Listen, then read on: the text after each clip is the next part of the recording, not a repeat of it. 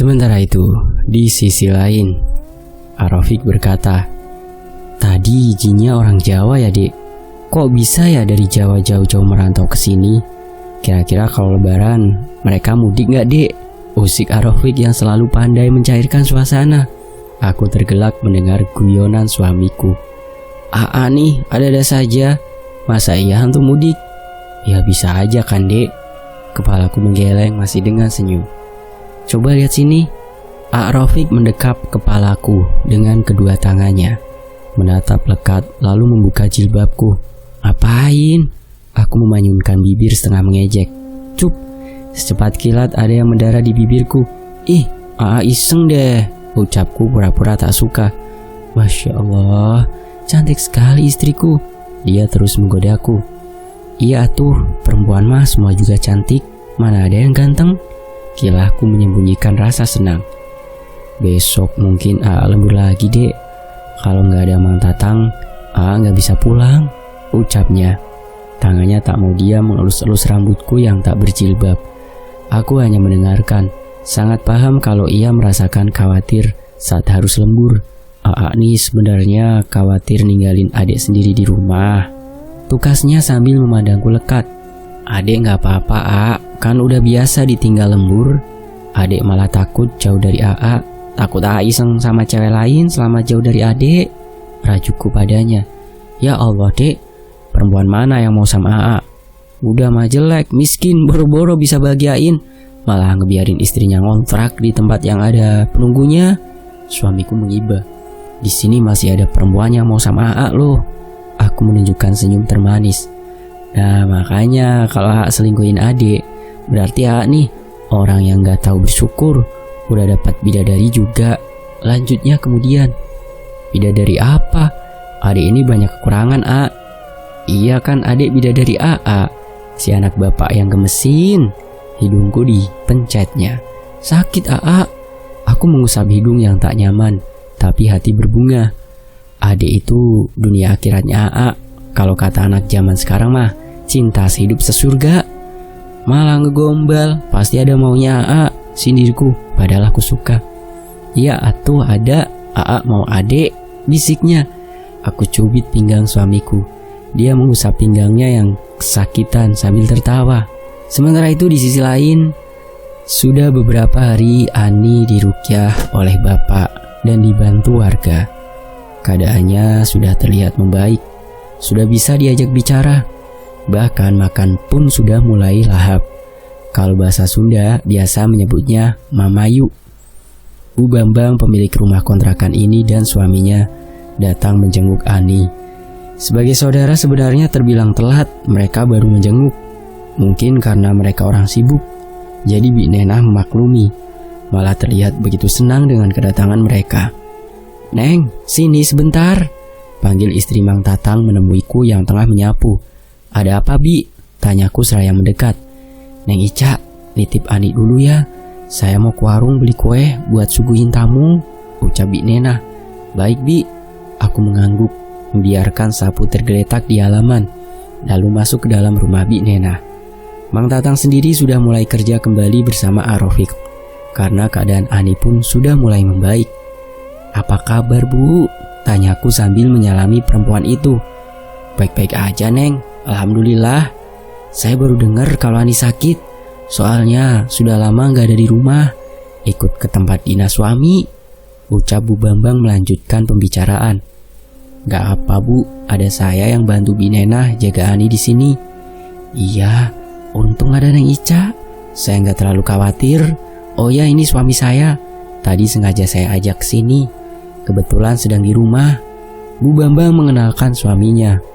Aku hanya mengangguk sambil mendekapkan dua tangan dekat dadaku seraya tersenyum. "Ini Ica, Pak, yang ngontrak di sebelah," kata Bu Bambang pada suaminya. Pak Bambang mengangguk lalu pamit duduk di luar untuk merokok. "Bu, kalau ada, tolong carikan kontrakan lain untuk Bi Nenah. Kasihan Ani kalau lama-lama tinggal di sini," pintaku pada Bu Bambang. "Loh, memangnya di sini kenapa?" tanya Bu Bambang terlihat kurang senang. "Saya nggak bisa memastikan kenapa, tapi mungkin rumah ini nggak cocok untuk Ani." Kan enak gratis, nggak usah bayar." Lagian gosip-gosip tetangga itu nggak usah didengar. Paling si Ani ini yang suka main ke tempat-tempat angker, jadi hantunya ngikut. Ucapnya tak merasa simpati. Wajah yang tadinya ramah berubah ketus. Astagfirullah, sampai menyalahkan Ani. Udah jelas Ani masih kecil dan belum mengerti soal ini. Namun aku tetap bersabar menghadapi pemilik kontrakan ini. Atau ibu bisa ajak mereka sementara nginep di rumah ibu untuk titirah, sembari nanti saya yang keliling cari kontrakan lain untuk Binena. Bujuku lagi. Aku hanya kasihan melihat keadaan Ani. Oh, tidak bisa. Saya kadang gak ada di rumah, ikut sama suami ke kota. Di rumah gak ada orang, masa saya biarkan mereka tinggal di rumah saya yang gede tanpa ada pemiliknya? Nanti gimana kalau ada apa-apa sama rumah saya? Kalau ngontrak di tempat lain, emang itu Mang Tatang bisa bayar? Ledeknya. Nada suaranya kesal. Alisku mengernyit, tak paham dengan cara berpikir pemilik kontrakan ini. Apa begitu sulit untuk sekedar membantu? Mang Tatang sudah punya pekerjaan, Bu. Beliau ikut kerja sama suami saya. Kalau soal kontrak mah insya Allah bisa kalau cuma bayar kontrakan. Panas hatiku mendengar ucapan Bu Bambang. Padahal keluarga Binena ini masih saudaranya. Kata-katanya tak menunjukkan rasa kasihan. Ya terserah, saya sih gak bisa maksa. Tinggal di mana saja yang penting gak menyusahkan, katanya. Akhirnya aku memilih diam. Tak ingin melanjutkan lagi obrolan yang sudah tahu kemana arahnya. Memang Bu Bambang ini baik, sudah menerima keluarga Mang Tatang, tapi sama sekali tak berempati saat kejadian begini menimpa keluarga Binena, terutama Ani yang masih kecil dan tak tahu apa-apa.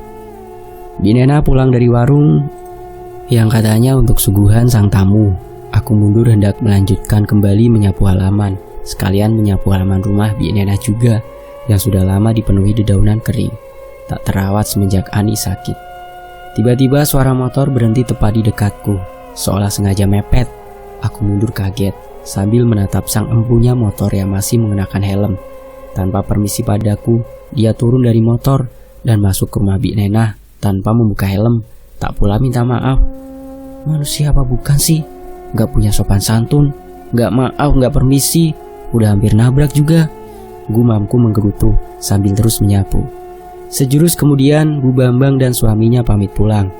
Ia juga pamit padaku dan mengatakan tak seharusnya aku susah-susah mencari kontrakan lain. Katanya di sini juga udah nyaman. Aku mengiyakan saja karena memang tak ada solusi. Sudah keliling mencari kontrakan untukku saja tak ada. Tadinya aku berharap ada sedikit solusi dari Bu Bambang sebagai keluarga, tapi ternyata tak mendapat respon baik. Di rumah Binena masih ada tamu yang songong tadi. Lagi-lagi ibunya Ani itu memanggilku, meminta tolong jaga Ani lagi. Sang tamu meminta Binena membelikan rokok. Aku pun tak bisa menolak, kembali masuk dan duduk di dekat Ani. Aku betulkan selimut Ani yang sudah tertumpu di sisi. Assalamualaikum, hai. Tamu Binena menyapaku, suaranya ramah juga merdu. Aku menoleh. Waalaikumsalam. Singkat saja ku jawab, lalu pandangan kembali kepada Ani. Sekilas tadi kulihat dia seorang pemuda, tinggi kurus, kurang lebih seumur suamiku. Kulitnya putih bersih, kayaknya parlente, tapi aku kurang suka dengan sikapnya yang kurang sopan. Aku Rafka, kamu siapa? Dia mengenalkan diri. Bisa kulihat dari sisi kiri ia mengulurkan tangan. Saat aku kembali menoleh, bibirnya tersungging lebar. Ica, aku hanya membalas dengan anggukan. Dia menarik kembali tangannya yang tak bersambut, lalu garu-garu kepala dan sedikit berdecak. Tak peduli, aku kembali menghadap Ani. Masa tamunya dibelakangin? Gumamnya pelan. Alisku bertaut, tapi tak kupedulikan. Kamu tinggal di sebelah ya, soalnya gak mungkin juga kamu saudara Binena. Di sini mereka gak punya siapa-siapa. Cetusnya memancing pembicaraan. Hanya itu jawabanku, malas meladeni. Cantik. Walaupun kata itu setengah berbisik, tapi aku bisa mendengarnya dengan jelas. Tak sadar aku menoleh. Dia kembali tersenyum. Aku berpaling. Oh ya, aku anaknya Bu Sari yang tadi kesini sama bapakku. Di kampung ini mamaku biasa dipanggil Bu Bambang, padahal kan itu nama bapakku. Siapa juga yang tanya? Siapapun dia, aku tak tertarik. Aku tetap diam tak menyahuti. Kamu betah tinggal di rumah ini? Tanyanya lagi saat tak ada jawaban terhadap obrolan kami. Ham doang, perasaan tadi nggak bisu, celetupnya. Tampak dia mulai kesal. Dia melanjutkan, udah lama tinggal di sini. Tinggal sama siapa? Lagi-lagi dia so akrab. Biarpun tak dipedulikan, dia tak menyerah. Baru sebulan lebih tinggal sama suami. Jawabku datar. Sengaja aku jawab judes. Aku pikir dia akan paham dengan jawaban singkatku, bahwa aku tak mau diajak bicara. Tapi ternyata tidak. Dia malah meneruskan mengusik. Anehnya judes juga masih aja cantik, gumamnya lagi bicara sendiri. Telingaku gatal mendengar ucapannya yang setengah berbisik itu. Aku mendelik. Dia pura-pura melihat langit-langit. Jari-jarinya bermain diketuk-ketukan di lantai. Rasanya ingin segera keluar dari rumah ini. Bik Nenah ke warung terasa begitu lama. Beberapa menit kemudian Bik Nenah datang. Sebentar ya Neng Ica, saya mau bikin dulu kopi buat Nak Rafka, pinta Bik Nenah. Padahal tadi aku udah akan pamit keluar. Tak tahan berhadapan dengan orang yang menyebalkan ini. Bik Nenah, kok nggak bilang sih di kontrakan ini ada bidadari? Teriaknya pada Bik Nenah yang masih di dapur. Kemudian melirik ke arahku. Aku sontak membulatkan mata. Emang aneh orang ini? Apa dia tak pernah melihat perempuan lain selain aku? Lah, Nak Rafka mah nggak pernah ada di rumah, di kota melulu. Lagian telat. Bidadarinya udah ada yang punya. Masih pengantin baru itu, sahut Bik Nenah dari dapur setengah berteriak. Iya Bi, aku telat. Di kota juga kan banyak bidadari Nak Rafka, lanjut Bik Nenah. Yang ini beda Bi, gemesin. Ini manusia 2 orang, nggak sadar apa gimana? Aku masih ada di sini, tapi mereka asyik membicarakanku. Rasanya benar-benar kesal. Ingin segera pulang. Bik Nenah datang menghampiri, menyodorkan kopi pada tamunya, dan membuka bungkusan plastik pesanan tamunya yang tadi dibeli Bik Nenah di warung.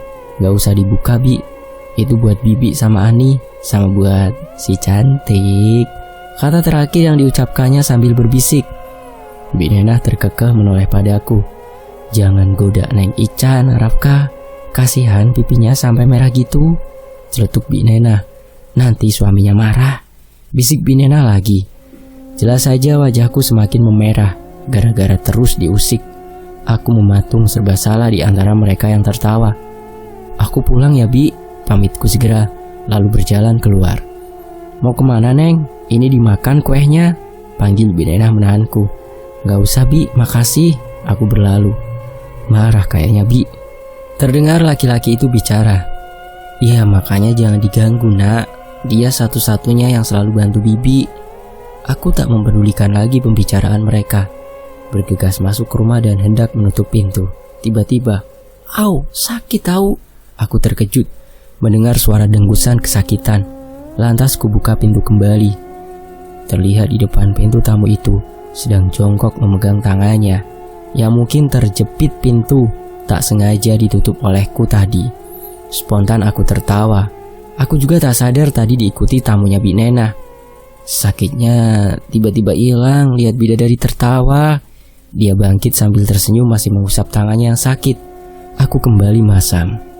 Ini nih rotinya ketinggalan, buat bidadari, ujarnya sembari menyodorkan kantong plastik yang tadi sempat tergeletak di lantai.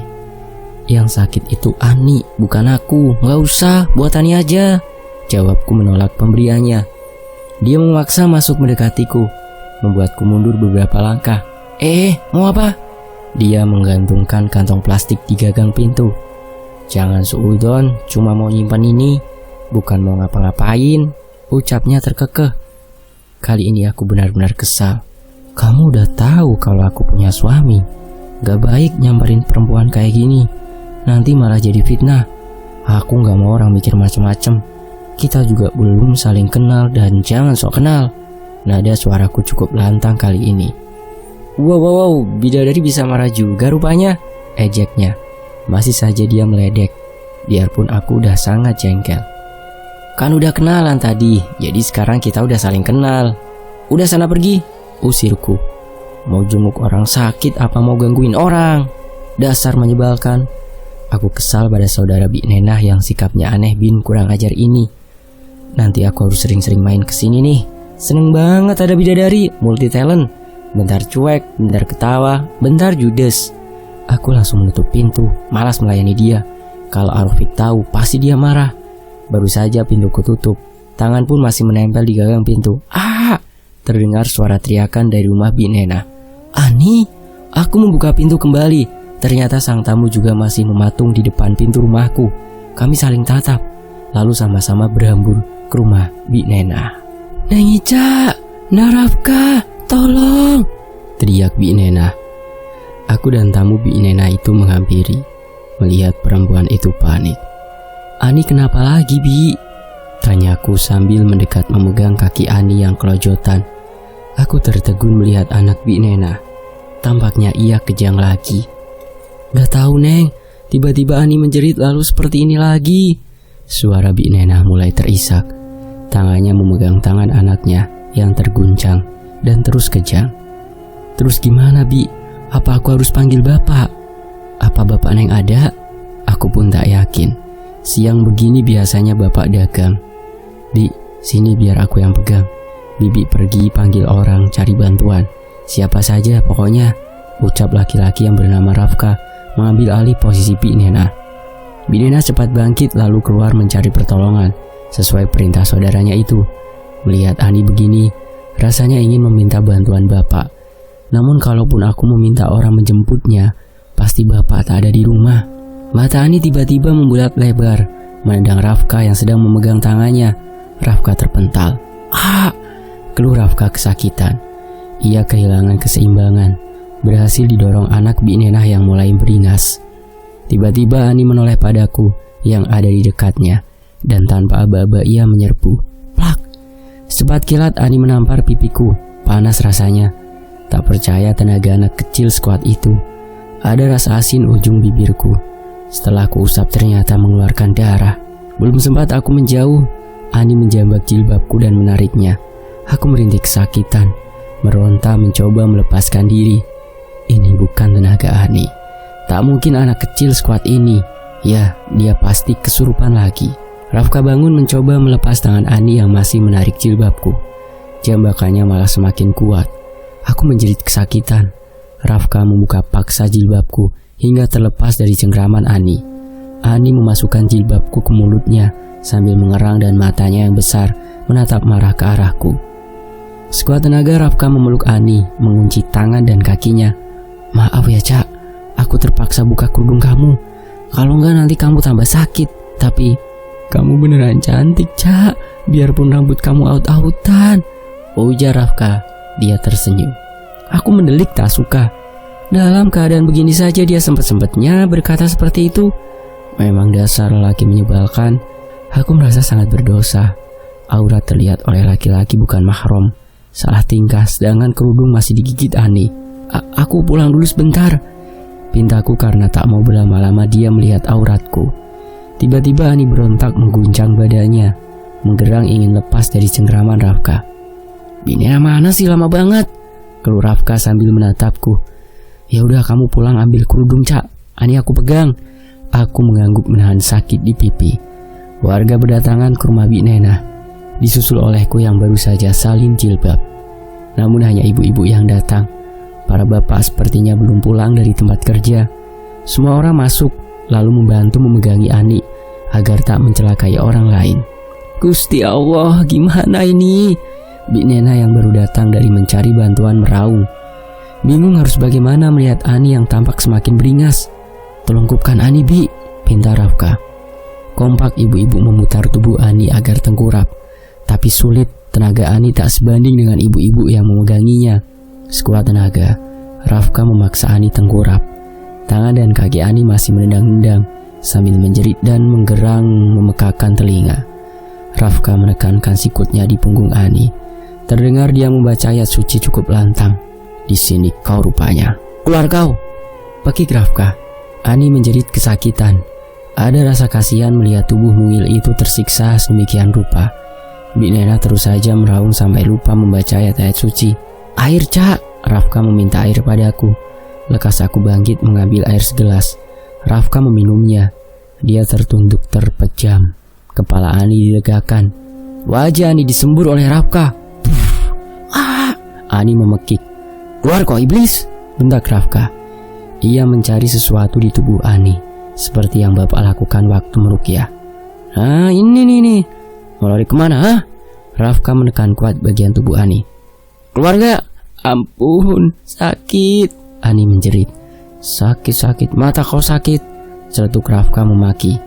Tangannya berjibaku menekan dan mencari sesuatu. Aku dan ibu-ibu ingin tertawa mendengar ocehan Rafka, tapi berusaha menahan. Tubuh Ani pelan-pelan lunglai. Rafka meminta kami menundukkan Ani. Agak lama laki-laki itu berjuang mengalahkan tenaga Ani yang terus berusaha lepas. Ibu-ibu terus menjerit dan memekik saat kewalahan memegang Ani. Begitu juga Bi Nena terus menangis menyebut nama anaknya. Kita tuntaskan, gumam Rafka setelah ia berhasil membuat anak Bi Nena itu melemah dan tak lagi menyerang.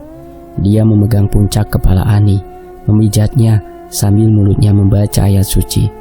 Tangannya turun memijat pundak ke punggung terakhir bagian tangan dan kakinya. Umi, sakit. Gadis kecil itu terisak.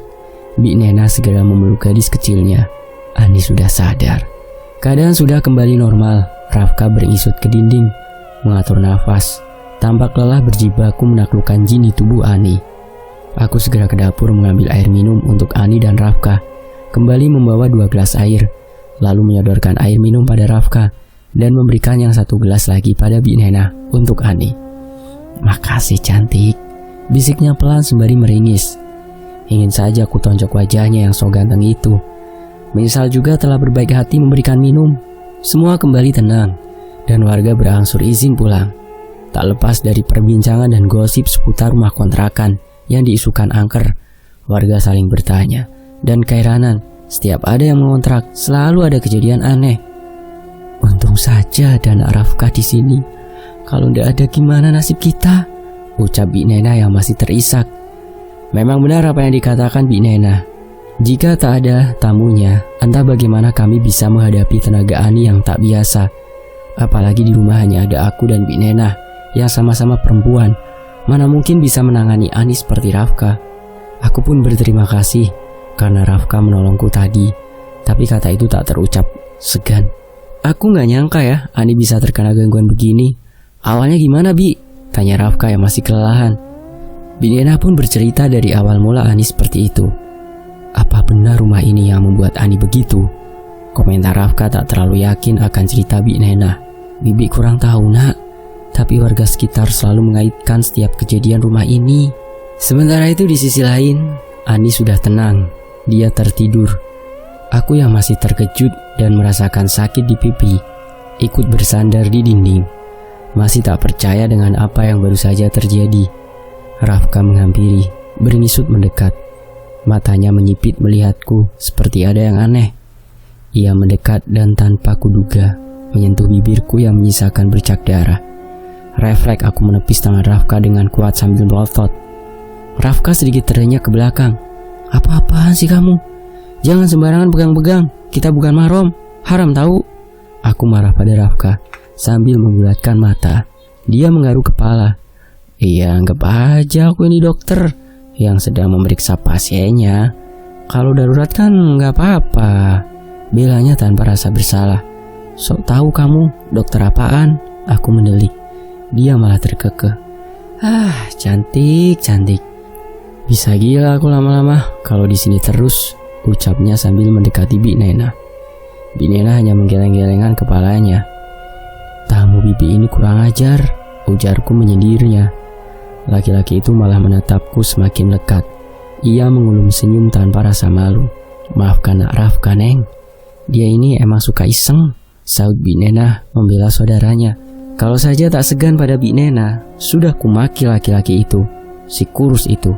Aku kan cuma mau kenalan, Bi. Salah ya? Rafka sengaja mengedipkan mata, makin membuatku kesal. Sudah nak Rafka, jangan ganggu Neng Ica. Detik kemudian laki-laki bernama Rafka itu menatap satu. Wajahnya berubah sendu, seperti tengah kecewa. Ya udah Bi, aku pulang aja. Bisa-bisa stres aku menghadapi situasi seperti ini, ucapnya sambil menggait helm di sudut ruangan. Kalau ada apa-apa telepon aja Bi, simpen nomor aku, lanjutnya sebelum pergi. Bibi gak punya handphone nak Rafka, Saud Bi Nena kebingungan. "Cantik, simpan nomor aku ya. Kalau ada apa-apa bisa telepon aku." Pintanya menyebut namaku iseng. "Ih, Oga," aku menjawab ketus. Alah, Ca, sekarang Oga. Nanti apa?" Aku memotong ucapannya. Sudah, ini baru ketemu saja sudah bertengkar begini," lerai Bi Nena. "Tahu nih, Bi, simpan nomor aku saja ya, susah banget tuh, mentang-mentang cantik," celetuk Rafka tak mau kalah. "Bi, ada pulpen dan kertas nggak?" Akhirnya aku mengalah. "Ambil aja di tas Ani, itu ada di laci," jawab Bi Nena menunjuk lemari yang ada di rumah ini. Kebetulan ponselku tertinggal di rumah. Aku ambil tas Ani, lalu mengambil kertas dan pulpen. Kemudian menyodorkannya pada Rafka. Dia menuliskan nomor teleponnya, kembali memberikan kertas itu padaku. "Aku pamit ya, hati-hati di rumah. Pokoknya kalau ada apa-apa, langsung aja hubungi. Secepat kilat aku datang," tuturnya dengan wajah yang diimut-imutkan. Dia pikir aku tertarik apa? Dasar norak, aku mengumpat dalam hati. Di sisi lain, Arofik baru pulang kerja. Seketika ia panik melihat pipiku bengkak. "Ya Allah, Dek, pipi adek kenapa?" Diusapnya pipiku pelan. Ia jatuh iba. Kuceritakan kejadian tadi siang pada suamiku. Ani kejang lagi. Tapi anehnya malah berubah garang dan menampar. Sekarang Aa minta pengertian adik. Aa takut ninggalin adik sendiri kalau gini. Nanti terjadi hal yang lebih dari ini. "Kita ke rumah mama ya," bujuk suamiku. "Tapi adik," sulit meneruskan ucapanku. Teringat lagi mama mertua dan ipar yang sama sekali tidak menyukaiku. Mohon Dek, kali ini jangan nolak dulu ya." Aku mengangguk pelan. Kali ini tak bisa menolak. Terpaksa ikut ajakan Rofik. "Tapi cuma titirah aja ya, jangan lama-lama pintaku sebelum benar-benar kesana. "Iya, setidaknya kalau di sana ada yang jaga adik." "Baiklah, apa kita pindah ke sana saja?" "Enggak lah, tolakku cepat. Aku tak merasa bisa tinggal di rumah mertua setelah percekcokan waktu itu. Atau cari kontrakan di sana? Aku gak mau jauh dari ibu sama bapak, Kalau ada apa-apa, ada jenguk adik. Kalau tinggal jauh, nanti minta tolong sama siapa?" Sindirku. Aku yakin Arofik mengerti dengan kata-kataku. "Maafin ya, gak bisa kasih kebahagiaan buat kamu. Kasihan istri Arofik memelukku erat. "Ada di sisi adik, itu udah cukup kok." Malamnya suamiku menjemput bapak ke rumahnya untuk melihat Ani lagi. Sedangkan aku menunggu di rumah Bi Nena. Sesampainya bapak di sini, aku dan Bi Nena menceritakan semuanya pada bapak tentang Ani. Melihat pipiku bengkak, bapak terlihat menahan amarah. Seumur-umur baru kali ini aku merasa yang namanya ditampar. Bahkan orang tuaku sendiri tak pernah melakukan itu. Jangankan menampar, mencubit pun tak pernah. Bapak mengumpulkan warga kampung untuk menggempur rumah ini dengan ayat suci. Kalau bisa mengaji sampai subuh, warga pun setuju. Selesai sholat isya, kami memulai meruqyah rumah kontrakan ini. Awalnya tak ada yang terjadi. Bapak terus meruqyah mengelilingi rumah kontrakan ini, sesekali mengumandangkan azan. Menjelang malam aku sudah sangat ngantuk. Arofik memintaku tidur di pangkuannya. Dia melanjutkan mengaji. Aku terlelap tak kuat menahan kantuk. Prang, buk-buk, syak. Aku tersentak, terbangun dari tidur mendengar suara riuh di luar dan di dapur. Di dapur Bi Nena terdengar ramai lemparan barang-barang pecah. Sementara di luar suara hujan dan riuh angin. Tapi tak ada wujudnya. Tak terlihat hujan maupun angin. Gak apa-apa, adik bubuk lagi aja, pinta suamiku sambil menepuk pahanya. Aku menurut. Sedangkan Bi Nena dan Ani mengurung diri di kamar karena tak terlihat di ruangan ini. Suara aneh terus riuh rendah bersautan, mirip orang sedang bertengkar. Para warga sudah diwanti-wanti agar terus menggempur, jangan sampai berhenti membaca ayat suci. Tak ingat apa yang terjadi seterusnya karena aku tidur kembali di pangkuan Rofik. Menjelang subuh aku bangun. Kulihat keadaan sudah tenang seperti semula. Warga pun perlahan mulai undur diri untuk melaksanakan sholat subuh. Insya Allah kali ini sudah aman, ucap bapak menenangkanku. Aku dan suami pun bergegas pulang untuk sholat subuh. Selesai sholat, bapak pamit pulang. 1 minggu berlalu, sudah tak ada lagi kejadian di rumah ini. aku tak jadi pergi ke rumah orang tua Arofik karena emang sekarang udah aman. Beberapa hari ini aku kurang enak badan, tubuh lemas dan lelah, kadang mual dan ingin muntah. Tapi tak terlalu mengadukan hal ini pada Arofik, nanti dia malah khawatir. Pagi itu suamiku sudah berangkat kerja. Aku di rumah bersih-bersih seperti biasa, mencuci dan membereskan rumah seadanya. "Neng, Bibi mau ke sekolah sebentar." Bi Nena pamit padaku, katanya ada rapat di sekolah Ani. "Oh iya Bi." Ani dan ibunya itu berlalu. Aku mengambil cucian yang selesai aku bilas tadi, kemudian menjemur di depan rumah. Tiba-tiba kepalaku terasa pusing, dada sesak, kepala makin sakit, mulai kehilangan keseimbangan, bumi seperti berputar. Bruk. Aku terduduk lemas di tempat menjemur pakaian. Makin lama makin pusing dan tak nyaman. Mencoba merangkak ke teras. Aku harus segera istirahat di kamar. Tanganku hendak meraih gagang pintu, namun tubuhku terasa melayang. Kemudian gelap bersambung. Nantikan kelanjutannya hanya di Fakta Sejarah. Terima kasih Kak Aisyah, terima kasih teman-teman yang sudah menyimak kisah ini di sini. Saya pamit. Wassalamualaikum warahmatullahi wabarakatuh.